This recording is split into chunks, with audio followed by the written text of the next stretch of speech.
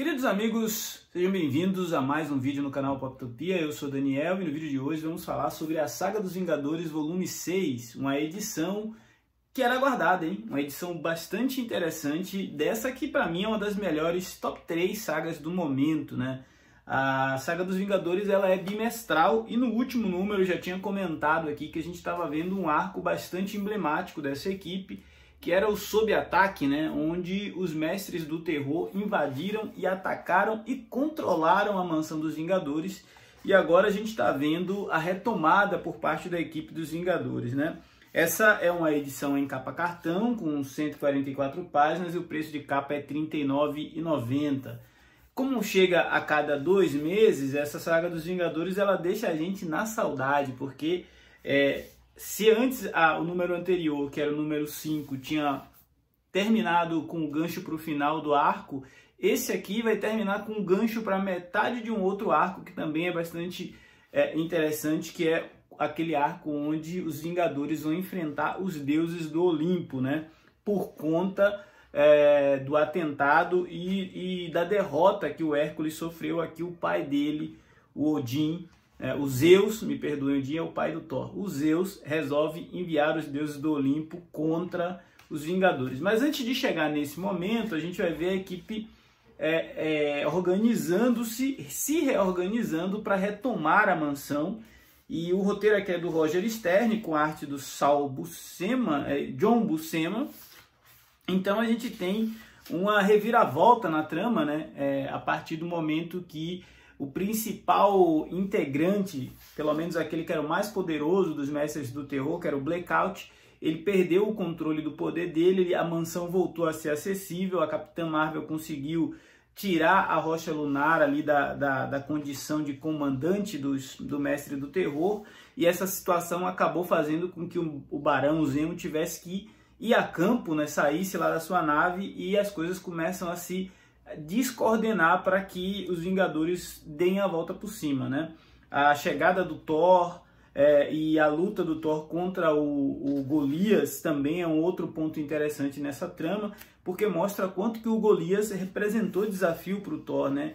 E mesmo o Capitão América e a Vespa lutando contra a Gangue da Demolição tiveram dificuldades para sobrepujar seus adversários, mas enfim, os Vingadores vencem. Mas a que custo? Essa batalha saiu muito cara para a equipe, a própria Vespa começa a se questionar se ela merece, se ela é digna de estar na liderança dos Vingadores. O Capitão América percebe o quanto que a equipe ficou fragilizada, e uma parte disso a gente vai ver com uma metade de uma edição praticamente dedicada ao Jarvis, onde ele vai de alguma forma refletir sobre a jornada dele e como a vida dele é perigosa, uma vez que ele serve aos Vingadores. É nesse momento que a gente vai ver o Jarvis no hospital, recebendo a visita de ninguém menos que Tony Stark, né? Eu acredito que nesse momento o Homem de Ferro estava com os Vingadores da Costa Oeste, então o Tony Stark veio visitar o Jarvis porque ele se sentia responsável pelo Jarvis ter sido torturado pelo Mr. Hyde, né, na edição anterior. Então, assim, a derrota que os Vingadores sofreu e depois a vitória nessa edição aqui foi muito pesada e tem sérias consequências, né? Uma delas é a entrada de novos membros, e a gente vai ver aqui toda a burocracia pela qual os Vingadores são regidos, né? Tem o regimento, tem as reuniões, tem todo um ritual de liderança. A gente vai ver uma história também onde a Mônica Rambeau ela vai ser, de certa forma, reapresentada como uma grande heroína, como uma grande personagem, porque ali adiante a gente vai ver o grande plot dessa edição, que é a eleição para o novo líder dos Vingadores, né? Lembrando que dessa equipe aqui, o Thor estava retornando, a Mulher Hulk e o Druida foram convidados a ajudar a equipe depois do que aconteceu com Hércules, e a gente vê que a Vespa não está mais aqui exatamente por isso. Os questionamentos dela fazem com que ela resolva se afastar da equipe, e aí a gente vê o campo ficar aberto para que um novo líder assuma. Mas quem será esse líder? Eu já adianto para vocês que a eleição é bastante divertida do ponto de vista de as coisas ficam em aberto.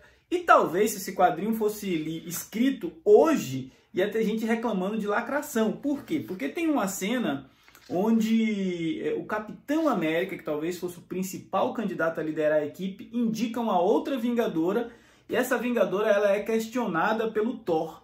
Só que esse questionamento do Thor a respeito se essa Vingadora estaria pronta ou não para liderar a equipe,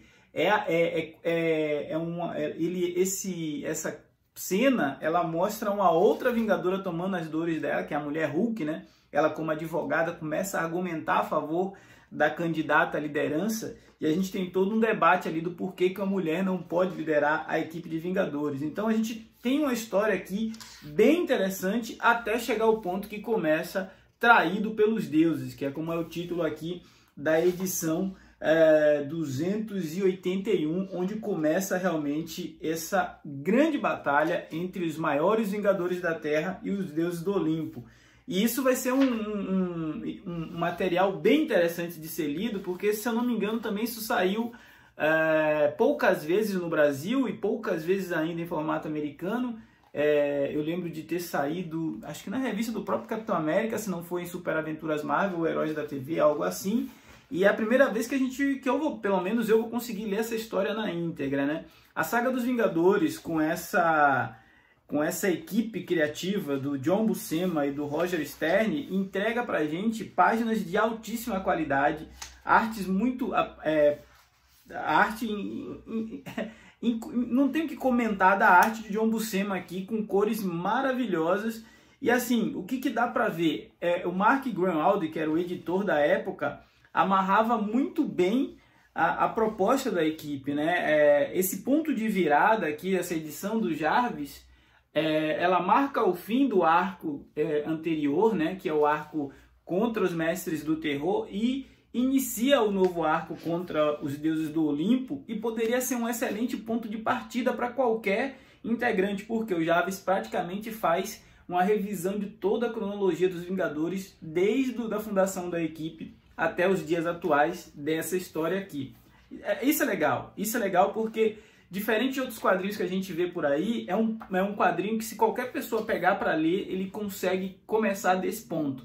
Ah, tudo bem, um quadrinho de super-herói não é nada complexo demais, não é nada difícil demais de ser entendido, mas tem ali a sua ciência, tem ali a sua dinâmica, tem ali a sua narrativa, e não é algo tão simples assim para todo mundo, né? Eu já conversei com pessoas que não leem quadrinho, que ela pergunta coisas básicas como, por exemplo, o quadro que está aqui em cima é a fala do personagem, o pensamento, é a narração, é o quê? E a gente precisa explicar a dinâmica dos quadrinhos. Da mesma forma como uma pessoa que está acostumada a ler quadrinhos de super-heróis, quadrinhos cômics americanos como eu, às vezes tem dificuldade em entender a dinâmica dos mangás, o sentido das páginas. Então tudo isso vai muito de você consumir, de você estudar, de você aprender e se adaptar. E essa saga dos Vingadores, ao meu ver, é um material que ao mesmo tempo é clássico, mas não envelheceu a ponto de você dizer que ficou enfadonho, que é um quadrinho típico dos anos 80 e tal. Muito pelo contrário, é um quadrinho bastante atual, bastante divertido e que ao mesmo tempo se leva a sério, mas entrega entretenimento de altíssima qualidade. Saga dos Vingadores, número 6. Aliás, as 6 edições são muito bacanas. Até agora, acho que é a saga que eu mais curti assim, a curto prazo, tirando, claro, a saga dos X-Men, que é a minha preferida por motivos óbvios. Esse foi o Poptopia de hoje. Se você não for inscrito, se inscreva, ajude o nosso canal a crescer, a ganhar relevância nessa concorrida plataforma. Afinal, falar de gibi é sempre muito bom. Falar de uma excelente saga, melhor ainda. Forte abraço, até a próxima.